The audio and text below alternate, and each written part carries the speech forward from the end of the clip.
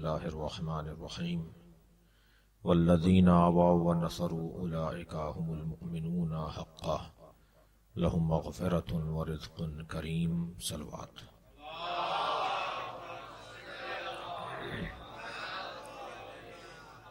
सूरह मुबारक अनफ़ाल की आयत करीमा। परवरदिगार आलम अपने हबीब की नुसरत करने वालों की तारीफ कर रहा है। मतलूब परवरदिगार, मक़सूद इलाही, मंजूर नज़र परवरदिगार नबी मुकर्रम की ज़ात है। अल्लाह के नज़दीक उनसे बड़ा कोई नहीं, जिसे सबसे पहले बनाया है, जिसे अपने इरादा अव्वलिया से खल्क़ किया है, जिसको बनाने के बाद उसने अपने आप को मुबारकबाद दी है।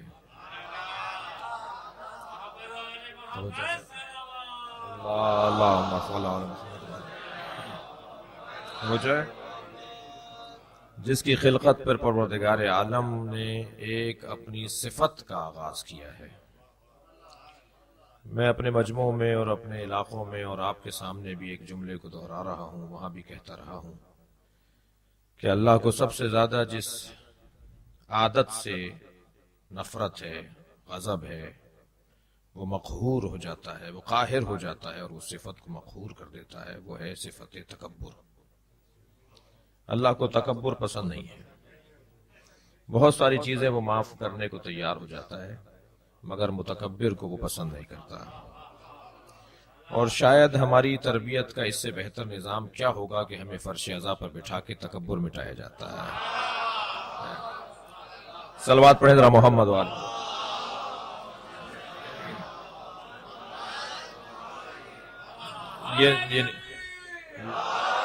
ये निज़ाम अज़ादारी दर हकीकत तकब्बुर मिटाने का एक बेहतरीन जरिया है।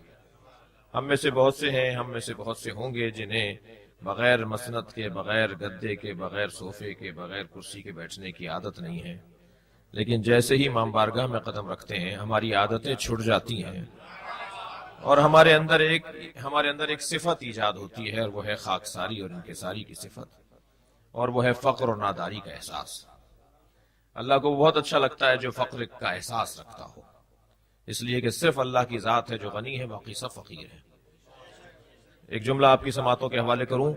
इस पूरी कायनात में सबसे बड़े फकीर का नाम मोहम्मद है, और दूसरे बड़े फकीर को अली कहते हैं, इसलिए कि जो अल्लाह के अलावा किसी का मोहताज ना हो वो मोहम्मद और अली है। और जो अल्लाह के अलावा किसी का मोहताज नहीं होता, जो अल्लाह के अलावा किसी का मोहताज नहीं होता, फिर सारी दुनिया उसकी मोहताज होती है। यूं ही इस दरवाजे पे मजमा नहीं लगता। अहले बैत के दरवाजे पे मजमा लगने का एक सबब यह है कि ये सिवाय अल्लाह के किसी के मोहताज नहीं है। अजीजान गिरामी, यहां परवरदिगार आलम ने जिन्हें सबसे पहले बनाया है और उन्हें सबसे अपनी मंजूर नजर करार दिया है, उनकी वजह से अल्लाह के अंदर अल्लाह की एक सिफत है। मगर उस सिफत से पहले मैं अपनी इस कौम की सिफत की तरफ एक इशारा करूं, और वो ये कि हमें हक नहीं है कि हम तकब्बुर करें, और अगर कहीं जवाज बनेगा तकब्बुर करने का, अगर कभी कहीं जवाज बनेगा, हमें तकब्बुर करने की कहीं इजाजत मिलेगी, तो इस बात पर मिलेगी कि हम अहले बैत के चाहने वाले हैं। समझ कर रहे हैं अजीजान गिरामी? अल्लाहुम्मा सल्ली अला मुहम्मद। मैं अल्लाह की सिफात पर गौर कर रहा था, एक अशरा पढ़ने की तौफीक हुई अल्लाह की सिफात पर गौर करते हुए। वो हई है, वो कय्यूम है जी, वो आलिम है, वो बसीत है। अल्लाह की जो सिफात सबूतियां हैं, अगर उन्हीं पर बात की जाए तो वो 8 सिफात तो पूरे अशरे के लिए कम है जी, पूरा अशरा कम है 8 सिफात के लिए। लिहाजा अल्लाह की सिफात पर गौर करते हुए अल्लाह के सिफाती नामों में से एक सिफाती नाम है, वो है अल मुतकब्बिर। अल्लाह मुतकब्बिर है। मैंने बहुत गौर किया, बड़े अच्छे अच्छे नतीजे सामने आए। एक नतीजा देता हुआ गुजर रहा हूं, और वो ये कि अल्लाह अगर मुतकब्बिर है तो इस वजह से कि उसने मोहम्मद और अली को बनाया है। तबारकल्लाह अहसनुल खालिकीन। वो अपने आप को मुबारकबाद देता है कि तूने बेहतरीन मखलूक बना डाली। सलवात पढ़े मोहम्मद और आले मोहम्मद।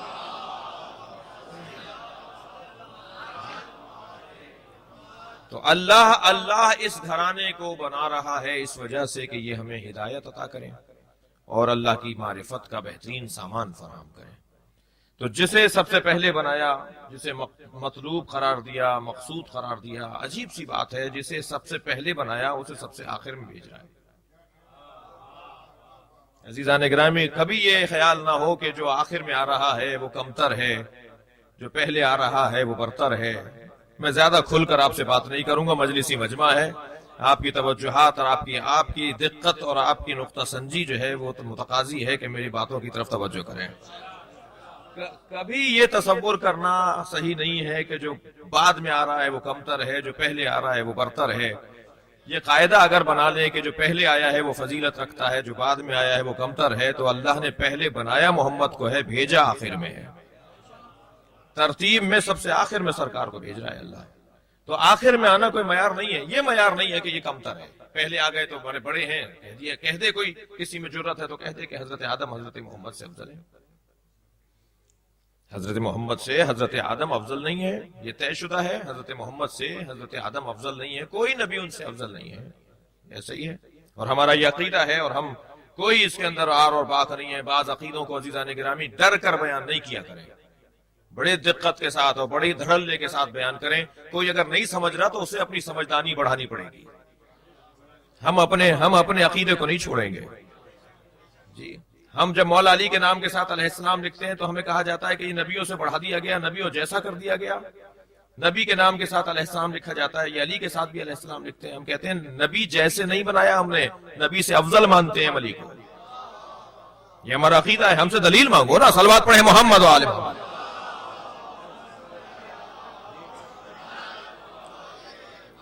ہم بول رہے ہیں نا، ہم حضرت علی کو انبیاء کرام سے افضل مانتے ہیں. یہ ہم بتائیں گے نا کیوں مانتے ہیں. دلیل تو ہم دیں گے نا، آپ نہیں مانتے تو آپ کیا دلیل دیں گے.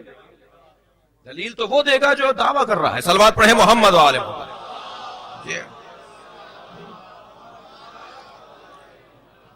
میں زیادہ حاشیے میں نہ جاؤں، زیادہ میں اپنی ذیلی گفتگو میں نہ جاؤں، لیکن ایک بات سنتے جائیے کہ ہم مولا کائنات کو، اگر مولا کو انبیاء کرام سے افضل مانتے ہیں تو اس پہ عزیزوں دو موٹی موٹی دلیلیں ہیں. ایک حدیث سناؤں گا اور ایک آیت سناؤں گا. پہلے حدیث سنا دیتے ہیں، حدیث کی خدمت میں پہلے چلتے ہیں. جی حدیث آپ کے سامنے پیش نہیں کروں گا، اپنے آپ کو حدیث کے سامنے لے جانا ہوگا. یہ روی میں خطباء کرام کہہ دیتے ہیں کہ حدیث پیش کر رہا ہوں، آیت پیش کر رہا ہوں. آیت اور حدیث ہمیں پیش نہیں کی جائے گی، ہمیں اس کی خدمت میں پیش ہونا ہوگا. صلوات پڑھے ذرا محمد و آل محمد. حدیث یہ ہے کہ پیغمبر اکرم نے ارشاد فرمایا، العلماء امتی افضل من انبیاء بنی اسرائیل. میری امت کے علماء انبیاء بنی اسرائیل سے افضل ہیں. میری امت کے علماء انبیاء بنی اسرائیل سے افضل ہیں. اب جب یہ حدیث سامنے آئی تو شاید بہت سارے لوگوں کے دل للچائے کہ ہم امت محمد میں سے ہیں اور علماء میں سے ہیں اور علماء کرام میں سے ہیں، لہذا پیغمبر نے ہمارے لیے فرمایا ہے میری امت کے علماء انبیاء بنی اسرائیل سے افضل ہیں. ماننے پر آئے تو اپنے آپ کو افضل مان لیتے ہیں، نہ ماننے پر آئے تو علی کو افضل نہیں مانتے ہیں. یہ کون سے علماء ہیں جو افضل ہیں انبیاء بنی اسرائیل سے؟ یہ وہ عالم ہیں جن کی زندگی میں کہیں جہل کا گزر نہیں ہوا. میں اپنی کل کی بات سے متصل کر رہا ہوں اپنی بات کو. جن کی زندگی میں کہیں جہل کا گزر نہیں ہوا. یہ خاندان پڑھ کر آنے والا گھرانہ ہے. میں نے کل عرض کیا تھا کہ ہمیں اللہ نے جاہل پیدا کیا ہے. ایک نقص، اللہ نے ہمیں جاہل پیدا کیا ہے. ہم جتنے بھی دنیا میں آئے ہیں جاہل پیدا ہو کر آئے ہیں، شے کے بارے میں نہیں جانتے تھے. واللہ اخرجکم من بطون امہاتکم لا تعلمون شیئا. یہ گھرانہ ہے جسے اللہ نے وہاں سے پڑھا کر بھیجا ہے، پڑھا کر بھیجا ہے، انہیں علم دے کر بھیجا ہے. اصول کافی کی حدیث میں آپ کی بالیدگی فکر کے لیے جو ہے اس کی خدمت میں چلتے ہیں. نہیں معلوم کیا حضرت محمد حنفیہ میں اور امام حسن میں گفتگو ہوئی، سیاق و سباق پہ زیادہ بات نہیں ہو رہی، لیکن امام حسن نے جواب دیا محمد حنفیہ کو. گفتگو کا عنوان ہے حسین ابن علی. یعنی حضرت محمد نے اپنے بھائی حضرت امام حسن سے کچھ امام حسین کے بارے میں فرمایا، جس کے جواب میں امام حسن فرما رہے ہیں انا اخ الحسین قد عالمنا علما. بتحقیق میرا بھائی حسین ہم سب سے بڑا عالم ہے. اچھا ذہن میں رہے، جب امام فرما رہے ہیں نا ہم سب سے بڑا عالم ہے، تو عالم و نا کی جو ضمیر ہے اس سے مراد خاندان پیغمبر ہے، امام حسن نہیں ہے. یہ تخصصاً بہا رہے ہیں گفتگو سے، کیونکہ امام حسین کے بھی امام ہیں امام حسن. اور یہ تہذیب اسلام ہے، تہذیب اہل بیت ہے، اور تہذیب اہل بیت یعنی تہذیب تشیع ہے کہ جب تک بڑا موجود ہوتا ہے چھوٹا اپنے آپ کو پیش نہیں کرتا. یہ تہذیب ہے، اور اس تہذیب کو اگر میں اور آپ اپنے پلو سے باندھ لیں تو بہت سارے مسئلے ہمارے خود بخود حل ہو جائیں گے. نبی بیٹھے ہوتے تھے تو علی مسئلہ نہیں بتاتے تھے، علی بیٹھے ہوتے تھے امام حسن مسئلہ نہیں بتاتے تھے، امام حسن کے ہوتے ہوئے امام حسین مسئلہ نہیں بتاتے تھے، مگر یہ کہ امام حسن فرمائے بھائی حسین تم بتاؤ. اگر وہ اجازت دیں گے تو وہ مسئلہ بتائیں گے، ورنہ وہ مسئلہ نہیں بتائیں گے. یہاں امام حسن فرما رہے ہیں میرا بھائی حسین ہم سب سے بڑا عالم ہے، عالمنا علما واسقلنا حلما. میرا بھائی حسین ہم سب سے زیادہ حلم اور بردباری میں ثقیل اور وزین ہے. واقربنا من رسول اللہ رحما. ہمارا بھائی حسین رسول اللہ کی نسبت ہم سب سے زیادہ قربت رکھتا ہے. اب جملہ سنیے امام حسن کا، فرماتے ہیں کانا یقرأ الوحی قبل ان ينطق. حسین نے قرآن نازل ہونے سے پہلے قرآن پڑھ لیا تھا. صلوات پڑھے محمد و آل محمد. کیا کہیں گے اسے؟ کیا کہیں گے اس جملے کو؟ حسین نے قرآن نازل ہونے سے پہلے قرآن پڑھ لیا تھا. یہ منطوق ہونے سے پہلے پڑھا جا چکا تھا. یہ الفاظ کے قالب میں ڈھلنے سے پہلے حسین کی قرأت میں تھا. اللہ اکبر. کانا یقرأ الوحی قبل ان ينطق کانا فقیہا قبل ان یخلق. جملہ سنے امام کا، حسین پیدا ہونے سے پہلے فقیہ تھے. اس لفظ سے تو بہت آشنا ہے نا فقیہ کے لفظ سے. ہمارے ہاں کے فقیہ کو فقیہ کیوں کہا جاتا ہے؟ وہ علم فقہ کا رکھنے والا ہوتا ہے، اور علم فقہ اگر علم اصول کے مقابل آ جائے تو ہمارا فقیہ بنتا ہے. بہت موٹا فرق ہے ہمارے فقیہ میں اور حسین فقیہ میں. صلوات پڑھے محمد و آل محمد.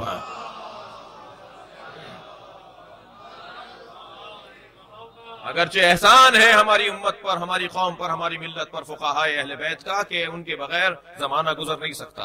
ہمارا گزارا نہیں ہے، ہم مجبور ہیں. کوئی زبردستی کسی کی کسی کو تقلید نہیں کروا سکتا، مجبوری ہے ہماری. صلوات پڑھے محمد و آل محمد. حل نہیں ہے کوئی ہمارے پاس، چارہ کار نہیں ہے بغیر ان سے رجوع کیے ہوئے، بغیر ان سے رجوع کیے ہوئے چارہ کار نہیں ہے. عزیزان گرامی ہمارے نکاح باطل ہو جائے اگر ہم تقلید نہ کریں. وہ جو کر رہے ہیں آپ حضرات، بہت سارے معاملات میراثی ہمارے خراب ہو جائیں اگر ہم تقلید نہ کریں. تقلید کوئی حکومت نہیں ہے، کوئی زبردستی نہیں ہے، مجبوری ہے ہماری. کس نے کہا ہے کہ تقلید کریں؟ مجتہد ہو جائیں. کس نے کہا ہے تقلید کریں؟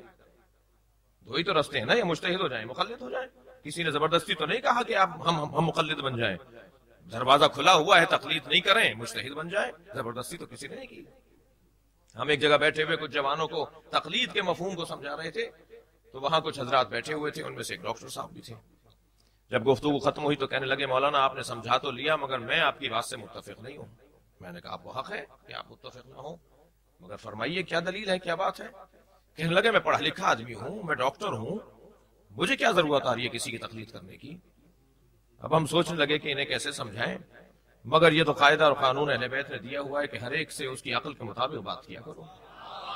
صلوات پڑھے ذرا محمد و آل محمد. تو ہم نے ابھی گفتگو کو کچھ تبدیل کیا، کچھ موضوع بدلا، اور اس کے کچھ دیر کے بعد ان سے ایک سوال کیا تاکہ ان کو یہ سمجھائیں کہ ہم کیا کہہ رہے تھے. ڈاکٹر صاحب سے میں نے کہا ڈاکٹر صاحب آپ سے ایک مشورہ کرنا ہے. میرے گھر میں اگر کوئی بیمار ہو جاتا ہے، میں، میرے بچے، میری اہلیہ، میرے خاندان کے افراد، تو میں ڈاکٹر سے رجوع نہیں کرتا. وہ ہر گھر میں ایک ڈبہ دوائیوں کا بنا ہوا ہوتا ہے، بچی ہوئی دوائیاں، پرانی دوائیاں، تو میں ان میں سے کسی ایک ٹیبلٹ کا اور سیرپ کا استعمال کر لیتا ہوں، مگر میں کسی ڈاکٹر کو نہیں دکھاتا.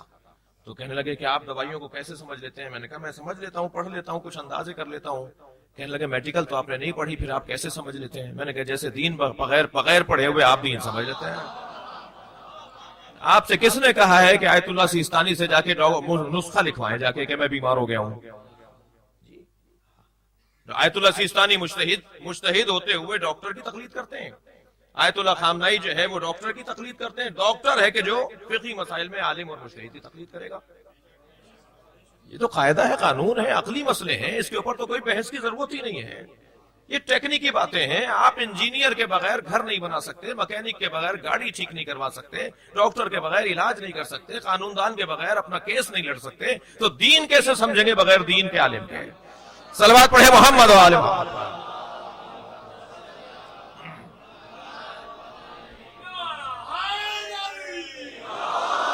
مجھے اندازہ ہے اس وقت ایک خاص الجھن ہمارے معاشرے کے اوپر حاکم ہے، اس کا بھی ایک جملہ سنتے جائیے. صلوات پڑھیں ذرا محمد و آل محمد.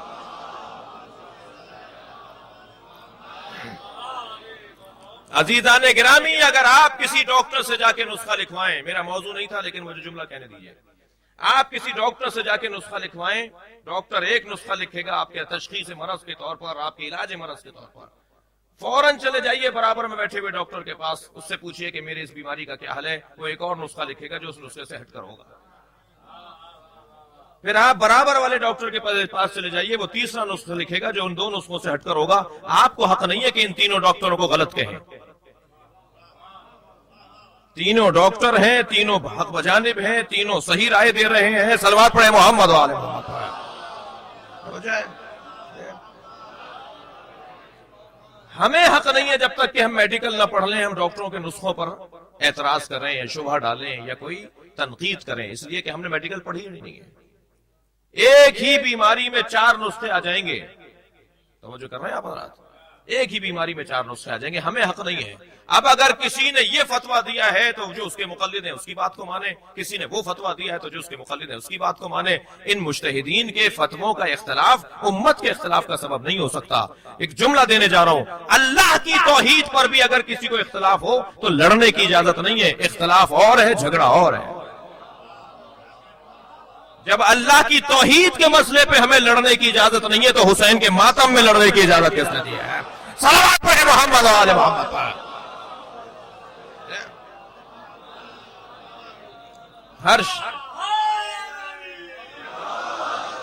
ہر شخص اپنے اپنے مقلد اور اپنے اپنے مرجع کے فتوے پر عمل کرے، اس کے علاوہ کوئی حل نہیں ہے. جی چاند کے مسئلے پہ ہمارے ملک میں اکثر ایک ایشو ہے، مسئلہ ہے. تو چاند پہ ہمیشہ بعض اوقات تو رات 10 بجے بھی اعلان ہو جاتا ہے. ایک سال تو دوسرے دن صبح 10 بجے اعلان ہوا تھا کہ کل چاند ہو گیا تھا. اچھا، اس پہ ہمیں بہت زیادہ تنقید نہیں کرنی چاہیے. ثابت ہونے میں ٹائم بھی لگتا ہے بعض اوقات، ثابت ہونے میں یہاں بھی شاید ایسا ہوا ہے. صلوات پڑھیں ذرا محمد و آل محمد.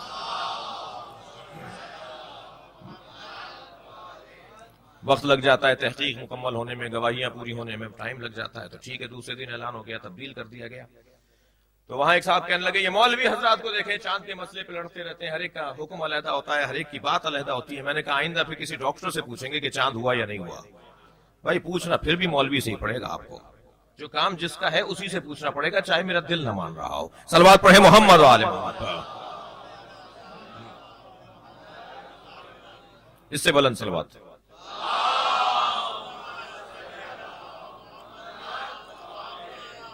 تو اب یہ جو امام حسین کو امام حسن علیہ السلام فرما رہے ہیں کہ یہ فقیہ ہیں اس سے پہلے کہ پیدا ہوں. کانا فقیہن قبل ان یخلق. حسین پیدا ہونے سے پہلے فقیہ تھے. یہ کون سے فقیہ تھے؟ ہمارے والے فقیہ جس کی اتنی عظمتیں ہیں، جس کے اس کے اتنا مقام ہے. ہمارا والا فقیہ امام حسین کے گرد پاک کو بھی نہیں پہنچ سکتا. تمام تر احترام کے باوجود حسین ابن علی کی بات ہو رہی ہے. اب کسی آیت اللہ کی بات نہیں ہو رہی، کسی مجتہد کی بات نہیں ہو رہی. جب بات حسین کی آ جائے گی تو پھر کوئی قابل مقایسہ نہیں ہے. یہ جو امام حسین کے لیے نبی امام فرما رہے ہیں کہ یہ فقیہ ہیں قبل ان یخلق، اس سے پہلے کہ پیدا ہوں، دنیا میں آئیں. یہ حسین فقیہ تھے. یہ کون سے فقیہ ہیں؟ ایک مرتبہ فقہ جو ہے وہ مقابل ہے اصول کے، یعنی مترادف ہے اصول کے، یعنی مقابل ہے اصول کے. اصول فقہ اور فقہ، اصولی اور فقہ، اصولی اور جو ہے وہ فقہی، یہ اصطلاحوں کے ساتھ فقیہ ہے. امام حسین یہ والے فقیہ نہیں ہیں. اس لیے کہ اس والے فقیہ کے لیے انتہائی کوشش کے باوجود، جسے اجتہاد کہتے ہیں، اجتہاد یعنی کوشش، انتہائی کوشش کے باوجود وہ آخر میں لکھتا ہے کہ یہ میرا نتیجہ محنت ہے، واللہ اعلم. میں نے محنت کر کے تمہیں نتیجہ بتا دیا، مگر اللہ بہتر جانتا ہے کہ میں صحیح پہنچا یا نہیں پہنچا۔ تمام تر محنتوں کے باوجود وہ کہتا ہے واللہ عالم، اللہ بہتر جانتا ہے۔ عزیزان گرامی، جو واللہ عالم کہہ کر اظہار کر رہا ہو کہ میں واقعے سے آشنا نہیں ہوں، حقیقت سے میں آشنا نہیں ہوں، میری محنت ہے جس کا یہ نتیجہ ہے، میری جدوجہد ہے جس کا یہ نتیجہ ہے، لیکن عزیزو جب حسین ابن علی کہیں گے نا تو واللہ عالم نہیں کہیں گے۔ حسین اس فقیہ کو کہتے ہیں جو لوح محفوظ کا مطالعہ کرتا ہے۔ صلوات پڑھے محمد و آل محمد پر۔ حسین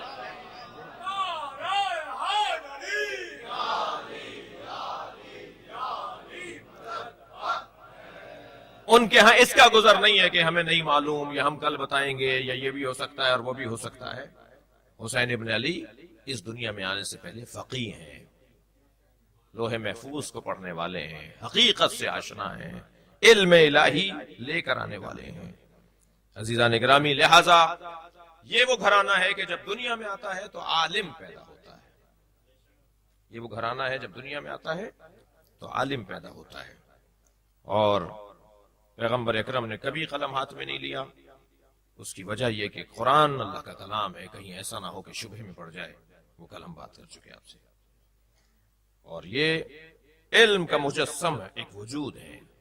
اللہ جب اپنے علم کو کاغذ پر ڈھالتا ہے، کاغذ پر اتارتا ہے تو اسے قرآن نام دیتا ہے، اور جب پیکر میں ڈھالتا ہے تو اسے محمد نام دیتا ہے۔ یہ سرکار کا پورا وجود علم الہی کا پرتو ہے، علم الہی کا ایک عکس ہے۔ سب سے پہلا نقص جہالت، آہستہ آہستہ یہ علم کی صورت اختیار کرے گا۔ دوسرا نقص بزدلی، ہم آئے دنیا میں بزدل بن کر آئے ہیں، بزدل بنا کر بھیجے گئے۔ بزدل، فارسی میں بز کہتے ہیں بکری کو، بزدل بکری والا دل۔ بھئی میں تو لغت کے اوپر بات کر رہا ہوں۔ بزدل یعنی بز والا دل، دل اتنا نرم ہے کہ اگر تھوڑا سا اشارہ کر دیا جائے تو یہ ڈر کر بھاگتا ہوا دکھائی دے گا۔ یہ جب دنیا میں آتا ہے تو بزدل آتا ہے۔ ذرا اس کے سرہانے جب آیا ہے، تازہ تازہ نیا نیا آیا ہے، تو اس کے سرانے ذرا اونچی آواز میں بات تو کر لیجئے، گھنٹوں روئے گا۔ یہ اسے ذرا گھور کے تو دیکھ لیجئے، پریشان ہو جائے گا۔ یہ جتنا چھوٹا ہوتا ہے، جتنا آیا ہوا ہوتا ہے، قریب ولادت ہوتا ہے، اتنا ہی بزدل ہوتا ہے، اس کا دل بہت کمزور ہوتا ہے۔ عزیزان گرامی، جیسے جیسے اس کا علم بڑھتا ہے، یہ اس کے تجربے بڑھتے ہیں، تو اس کے اندر ایک مرتبہ شجاعت آنا شروع ہو جاتی ہے۔ یعنی ہم ایک نقص لے کر آئے ہیں دنیا میں، وہ ہے بزدلی، اور یہ نقص برطرف ہوگا، یہ فضل میں تبدیل ہوگا جب شجاعت آ جائے گی۔ اور عزیزان گرامی، شجاعت آستینیں لوٹنے کو نہیں کہتے، مجھے کر رہے ہیں، آستینیں لوٹنے والا شجاع نہیں ہے۔ جو علم کے بغیر اپنے طاقت کا اظہار کرتا ہے وہ دہشت گرد ہوتا ہے، شجاع نہیں ہوتا۔ صلوات پڑھے ذرا محمد و آل محمد پر۔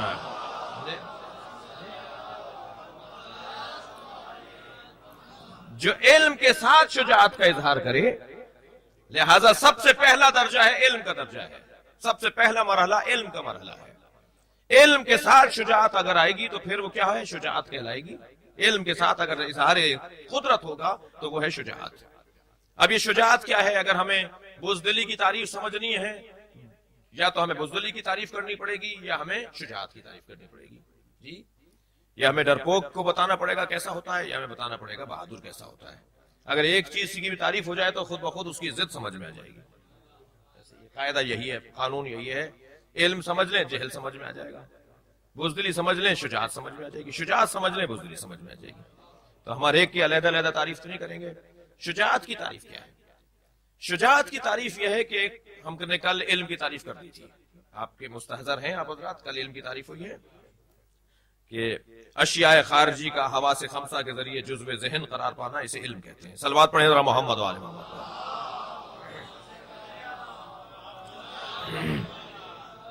جو احباب کل تشریف فرما نہیں تھے ان کے لیے ایک جملہ میں نے عرض کر دیا کہ اشیاء خارجی کا حواس خمسہ کے ذریعے جزو ذہن بن جانا، یہ ہے علم۔ خارج میں شے ہے، ذہن میں آنے کے بعد علم ہے۔ پہاڑ دیکھ کر آئے تھے کیٹو کا، ذہن میں آ گیا تو اب وہ پہاڑ نہیں ہے اندر، وہ علم ہے اس پہاڑ کا۔ یہ امام بارگاہ ہم دیکھ کر چلے گئے، 10 سال کے بعد آیا ہوں میں آپ کے، 2005 میں آیا تھا، پتہ نہیں کون تھے اس وقت. صلوات پڑھیں ذرا محمد والے محمد. تو یہ دیکھ کر گئے. اب 10 سال 20 سال بعد بھی کوئی پوچھے گا صاحب مرکز حسینی، تو فوراً جواب دیا جائے گا کہ وہ علم ہوگا، وہ امام بارگاہ نہیں ہوگا، اس کا علم ہوگا. تو حواس خمسہ کے ذریعے اگر اشیاء خارجی ہمارے ذہن کا جز بن جائیں تو وہ کیا ہے؟ علم ہے. شجاعت کیا ہے؟ قوت بدنیہ کا حسب ضرورت استعمال کرنا، یہ ہے شجاعت. جلدی کہہ گیا میں. قوت بدنیہ کا قوت اعصابیہ کا، اپنے اعصاب کا بڑا مسئلہ ہے. عزیزان گرامی، بہادر وہ نہیں ہے جس کے بازوؤں میں دم ہو.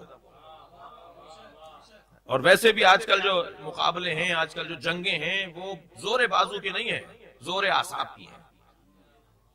اس دور میں جیتے گا وہ جس کے اعصاب مضبوط ہوں گے. صلوات پڑھیں ذرا محمد و آل محمد.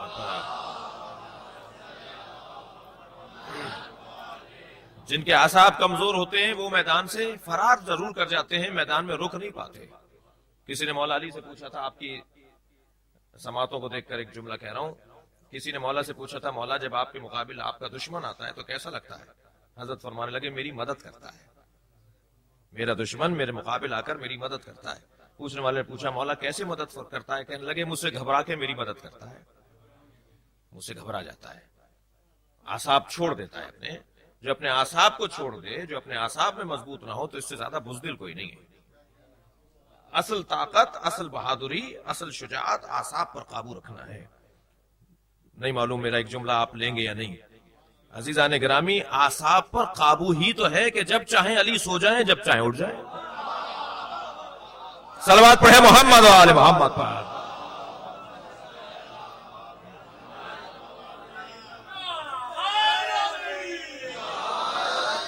جسے سونے کی عادت نہ ہو، جسے سونے کی عادت نہ ہو، بھائی ہمیں عادت ہے 12 بجے سوئیں گے تو ہمیں کوئی 8 بجے لٹا دے، نیند نہیں آئے گی، 12 بجے تک کروٹ ہی لیتے رہیں گے. صحیح ہے نا؟ لیکن جسے عادت ہی نہ ہو سونے کی، وہ اگر جب چاہے اور جیسے چاہے اور ایسا سوئے کہ زندگی میں کبھی نہ سویا ہو، تو اس سے پڑھ کر مثال ہوگی کہ اپنے اعصاب پہ قابو ہے.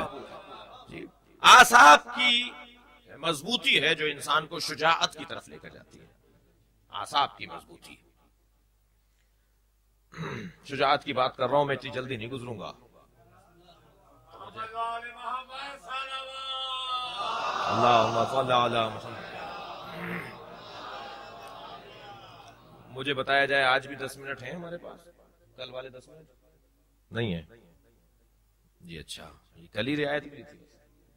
صلوات پڑھیں ذرا محمد والے محمد. پھر جلدی گزرتے ہیں، بہت زیادہ نہیں رکنا. کہ شجاعت کی تعریف یہ ہوئی کہ قوت بدنیہ، قوت اعصابیہ کا حسب ضرورت استعمال. تھک تو نہیں رہے آپ؟ قوت بدنیہ کا، قوت اعصابیہ کا حسب ضرورت استعمال کرنا، یہ ہے شجاعت. اور اب اس شجاعت کی تعریف میں 2 مصرے سن لیجئے تاکہ شجاعت کی تعریف روشن ہو جائے. شجاعت آستین لوٹنے کو نہیں کہتے، کبھی کبھی آستینیں چھوڑ دینے کو بھی کہتے ہیں.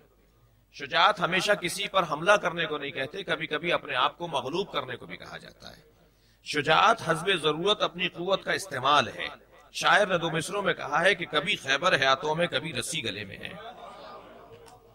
شاعر کہتا ہے کبھی خیبر ہے ہاتھوں پر، کبھی رسی گلے میں ہے، جہاں جیسی ضرورت ہے وہاں ویسی شجاعت ہے. صلوات پڑھیں محمد و آل محمد پر.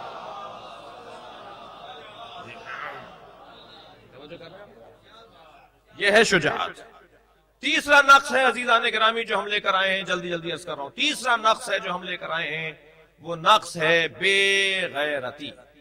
کھینچ کے اس لیے بولا ہے کہ ادب رہے. بے غیرتی، غیرت کا نہ ہونا، عدم غیرت. عدم غیرت یہ نقص ہے. یہ بچہ جب پیدا ہوا تھا، پڑوس کی بچی کو اچھا لگتا تھا، اٹھا کر لے جاتی تھی، میں اپنے گھر لے جاؤں. اس کے پڑوس سے ایک اور بچی لے جاتی تھی، میں اپنے گھر لے جاؤں. اماں نے اجازت دی تھی برابر والی کو، 5ویں گھر سے نکلا یہ کچھ دیر کے بعد. یہ جس کی گود چاہے اسے اٹھا لے، یہ جس کی گود میں چاہے چلا جائے، کوئی بھی اسے اپنی گود میں لے لے، یہ ہے بے غیرتی. یہ جب پیدا ہوا ہے تو غیرت نہیں ہے. اسے گود کی تمیز نہیں ہے کہ کہاں جانا چاہیے اور کہاں نہیں جانا چاہیے. توجہ کر رہے ہیں آپ؟ غیرت کی بات کر رہا ہوں کہ ہم جب پیدا ہوتے ہیں تو غیرت لے کر پیدا نہیں ہوتے، اور کیفیت ہماری یہ ہے کہ جو چاہے ہمیں گود میں اٹھا لے. ہم اپنی پیدائش کی بات کر رہے ہیں، اوائل ولادت کی بات کر رہے ہیں، جو چاہے اسے گود میں اٹھا لے. یہ ہے اس کی بے غیرتی. اب جملہ دے رہا ہوں آپ کی محترم سماعتوں کے لیے. عزیزان گرامی، جو ایمان ابو طالب پہ تبصرہ کرتے ہیں نا، وہ توہین رسالت کرتے ہیں غیرت کے مسئلے پر. صلوات پڑھے محمد و آل محمد پر.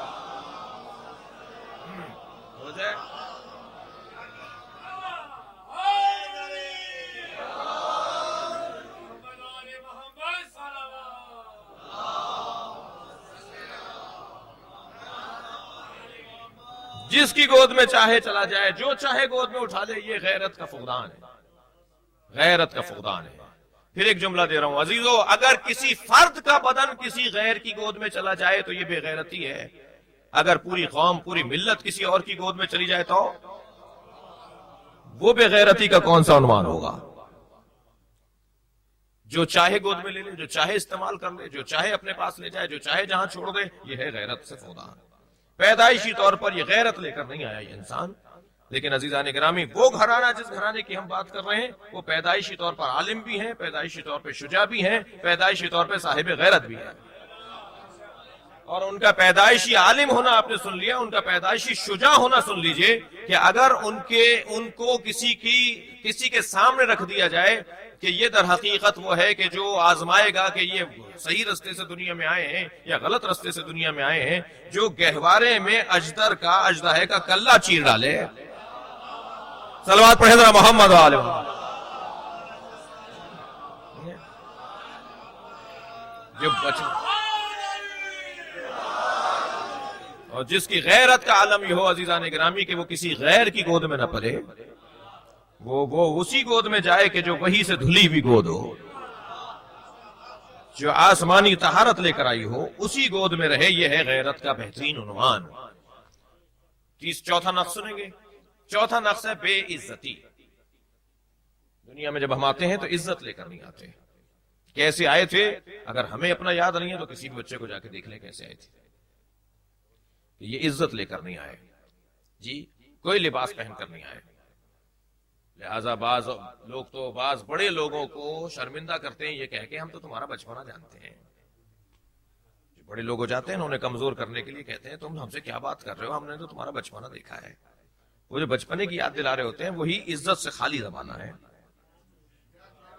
صلوات پڑھیں ذرا محمد و آل محمد.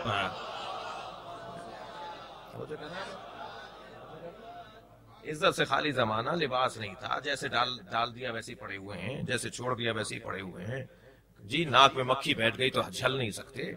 عزت کا یہ عالم ہے. تو عزت کی تعریف بھی ہونی چاہیے. عزت کسے کہتے ہیں؟ عزت کی تعریف عزیزان گرامی ایک ایسا ملکہ نفسانیہ کہ جو کسی غیر کو اپنے اندر جگہ نہ بنانے دے. ایک ایسی صلاحیت، ایک ایسا ملکہ نفسانیہ جو کسی غیر کو اپنے اندر جگہ نہ بنانے دے. اس کیفیت کو عزت کہتے ہیں. مثال دے رہا ہوں آپ کو. آپ ایک کیل کو، ایک میخ کو تصور میں لائیں. اسے آپ دیوار میں بھی ٹھوک سکتے ہیں، اسے آپ لکڑی میں بھی ٹھوک سکتے ہیں. مگر جب دیوار میں آپ اسے ٹھوکتے ہیں تو آپ کو دقت ہوتی ہے. جتنی مضبوط دیوار ہوتی ہے اتنی ہی دقت ہوتی ہے کیل کو اس میں ڈالنے کے لیے. کئی ضربوں کے بعد بہرحال بعض کیلیں تو ٹیڑھی ہو جاتی ہیں، نہیں جا پاتی. وہ جو دیوار مقابلہ کر رہی ہے اس کیل کا، یہ اس کی عزت ہے. یعنی جتنا مقابلہ کرے گی اتنا ہی عزت مند ہے.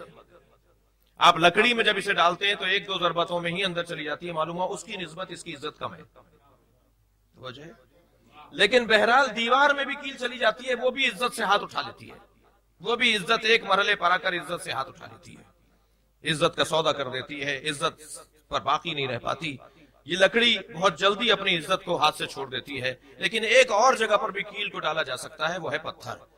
جب آپ پتھر پر کیل کو ٹھوکتے ہیں تو کیل پتھر کے اندر جاتی نہیں ہے. جملہ بدلتا ہوں، پتھر کیل کو جگہ نہیں بنانے دیتا، اپنے آپ کو توڑ ڈالتا ہے کہ میں مٹ جاؤں گا مگر غیر کو جگہ نہیں بنانے دوں گا.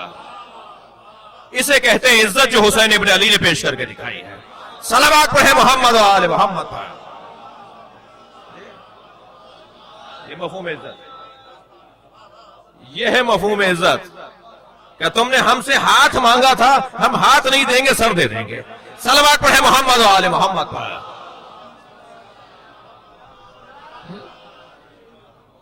यह है मफहूम इज्जत। और अजीजान गिरामी, जब इस दर्जे पर इंसान पहुंच जाता है कि जो पैदाइशी तौर पर साहिब इज्जत हो, तो फिर अल्लाह उन्हें हक देता है कि वो हिदायत अता करें। और पांचवा मफहूम ऐब वो है मौत और मुर्दनी, और जो इंसान की जिंदगी का बेमकसद होना, ये नक्स है। जब हम पैदा होते हैं हमारी जिंदगी को कोई मकसद नहीं होता, कोई मकसद नहीं होता। आहिस्ता आहिस्ता मकसद की तरफ हमारा वजूद जा रहा होता है। मैं यूं कह दूं कि नक्स है मौत और हुस्न और फजल है शहादत। शहादत फजल है, इसकी जिद है मौत। मर जाना, मिट जाना, फना हो जाना, खत्म हो जाना, बर्बाद हो जाना, यह है नक्स। परवरदिगार आलम ने हमें नक्स देकर भेजा है, मिटने को तैयार है। वल अस्र इन्नल इंसान लफी खुस्र, यानी हमारी कैफियत नक्स की है, हमारी कैफियत नक्स की है कि हम मिटने के लिए हैं, खसारे में है, नुकसान में है। मगर इल्लल्लज़ीना आमनू कहकर कहा कि अगर तुम इस नक्स से बचना चाहते हो और फजल की तरफ जाना चाहते हो, तो फजल के लिए तुम्हें इन 4 सिफतों पर अमल करना पड़ेगा, तब साहिब फजल बनोगे। सलवात पढ़े जरा मोहम्मद व आले मोहम्मद पर।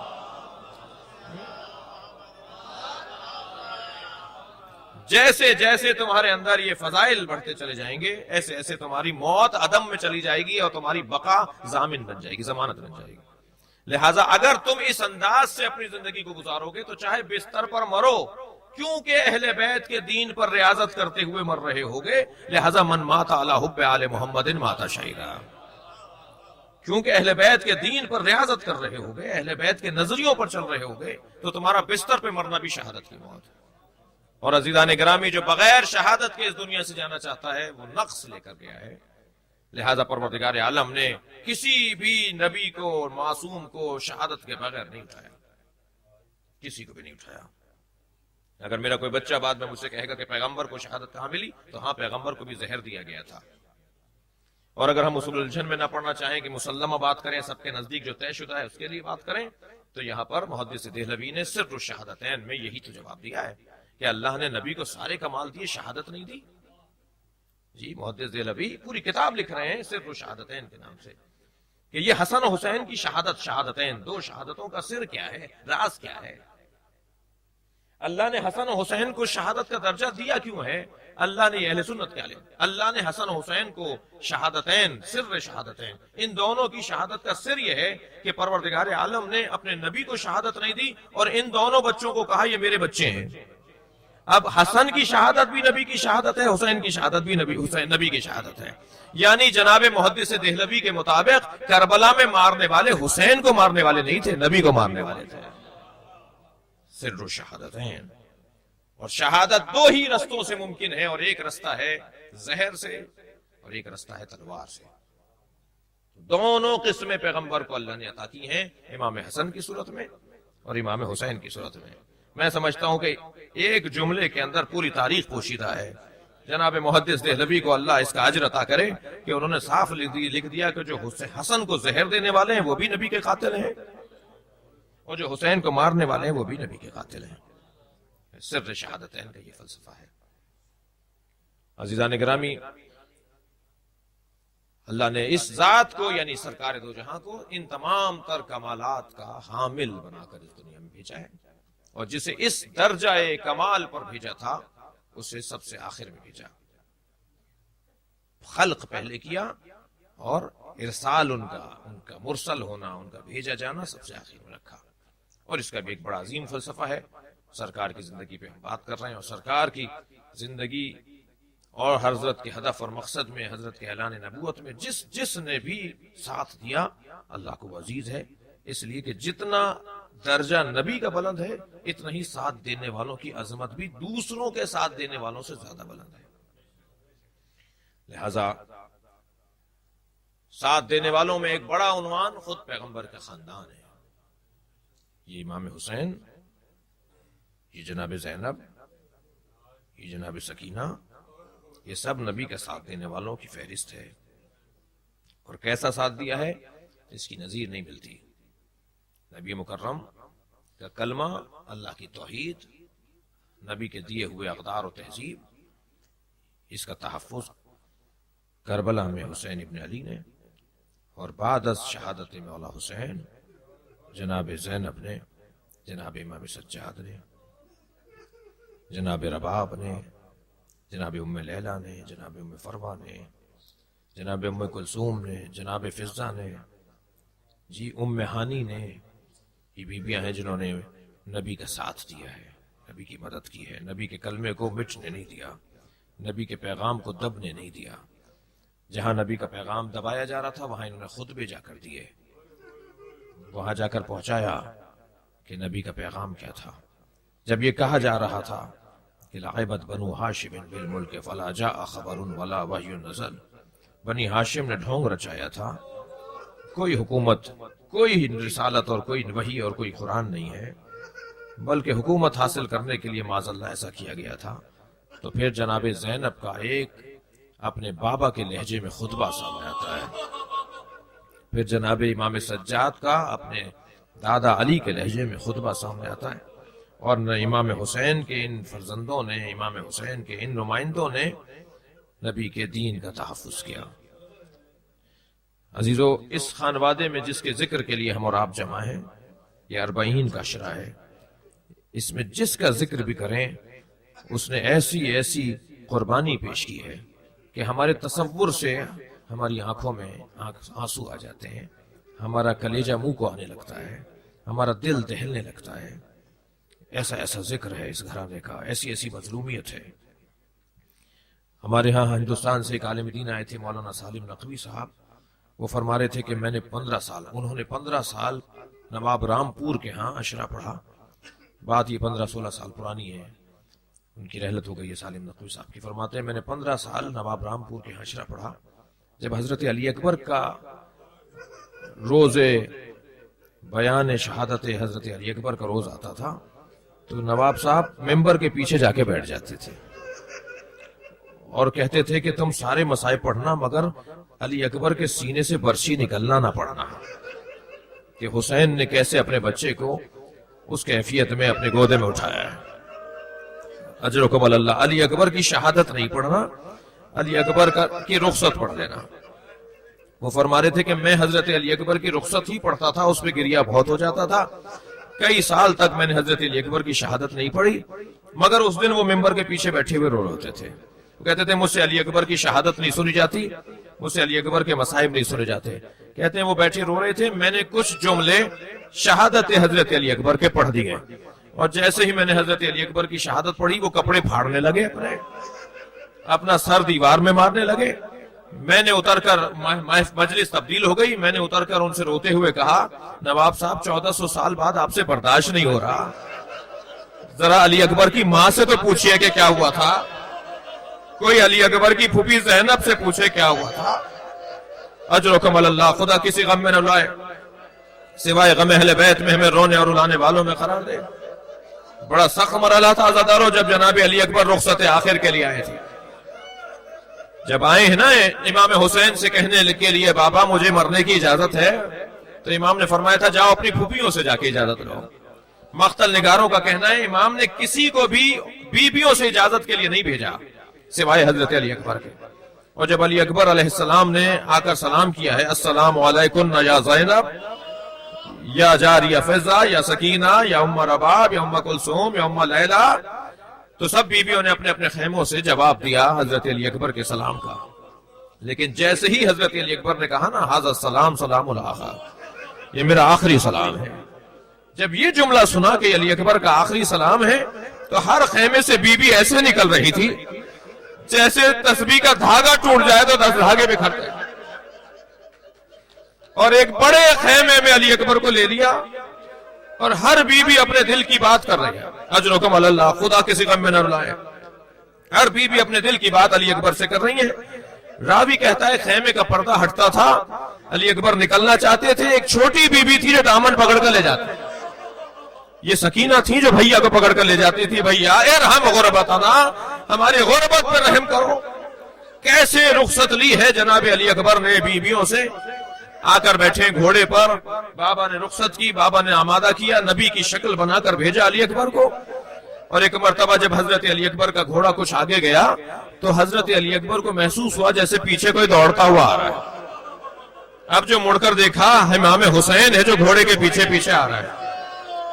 فوراً گھوڑے سے اترے. بابا آپ نے تو رخصت دے دی تھی. فرمانے لگے کاش تمہارے تم جیسا بیٹا ہوتا. میں پوچھتا بیٹا کیسے مرنے کے لیے جوان جاتا ہے. اجرکم اللہ اجرکم اللہ. خدا کسی غم میں نہ رائے. آپ کی آوازیں بلند ہو رہی ہیں. جب مجلس میں آوازیں بلند ہوتی ہیں نا رونے والوں کی تو امام جعفر صادق دعا دیتے ہیں یا اللہ یہ ہمارے امر کو زندہ کر رہے ہیں. یا اللہ یہ ہمارے امر کا احیاء کر رہے ہیں. حضرت علی اکبر میدان میں گئے ہیں. ادھر ایک بہت بڑے پہلوان سے مقابلہ ہے. امام حسین نے بی بی فضہ سے کہا اس کی ماں سے جا کے کہو اس کے حق میں دعا کرے. جناب فضہ گئی ہیں ام لیلہ کی خدمت میں. بی بی نے خیمے میں جا کے عجب نہیں سر پہ قرآن رکھ لیا ہو. اے یعقوب سے یوسف کو ملانے والے میرے یوسف کو بھی مجھ سے ملا دے. بس ماں نے ابھی دعا ہی کی تھی کہ ایک مرتبہ تکبیر کی آواز آئی. خیمے پہ دوڑتی ہوئی گئی. کیا دیکھا در خیمہ سے کیا دیکھا علی اکبر واپس آ گئے اور بابا سے کچھ کہہ رہے ہیں. اور ماں کو خیمے پہ دیکھا تو مڑ کر ماں کو بھی دیکھ رہے ہیں اور بابا سے کہہ رہے ہیں بابا چند گھونٹ پانی کے مل جاتے تو میں دشمن کو بتاتا کس کا پوتا ہوں. میں دشمن کو بتاتا کس کا بیٹا ہوں. میں بتاتا مجھے عباس نے تربیت کی ہے. بابا چند گھونٹ پانی کے مل جاتے. اب یہاں شاعر 4 مصروں میں کہتا ہے باپ سے بیٹا بات کر رہا ہے ماں خیمے کے در پہ کھڑی دیکھ رہی ہے.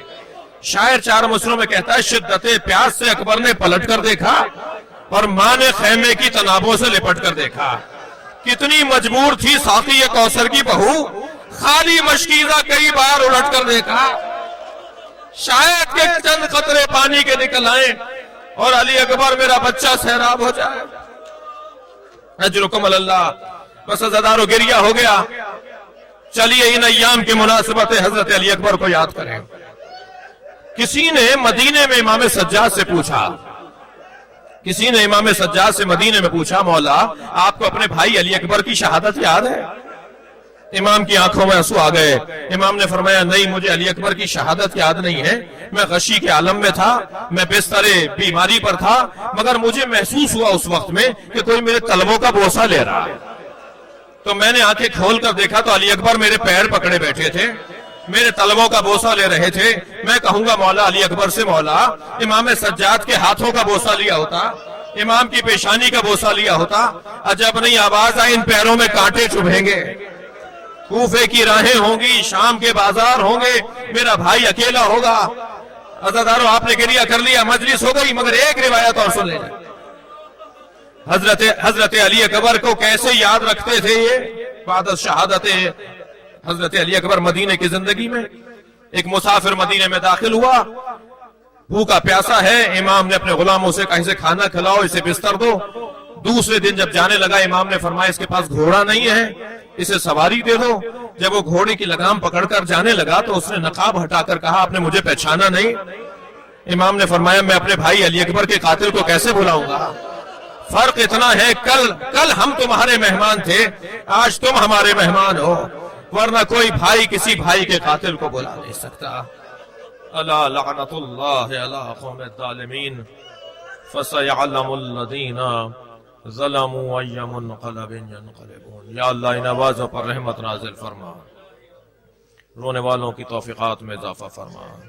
ہم سب کی عاقبت بخیر فرما. امام زمانہ کے ظہور میں تعجیل فرما. جن مرحومین کے نام لیے گئے ان کی مغفرت فرما. جن مریضوں کے نام لیے گئے انہیں شفاء کلی عطا فرما. یا اللہ امام کو صاحب کو ہمارے مولا کو ہم سے راضی فرما. ربنا آتنا فی الدنیا حسنۃ وفی الآخرۃ حسنۃ وقنا عذاب النار. یا حسین یا حسین.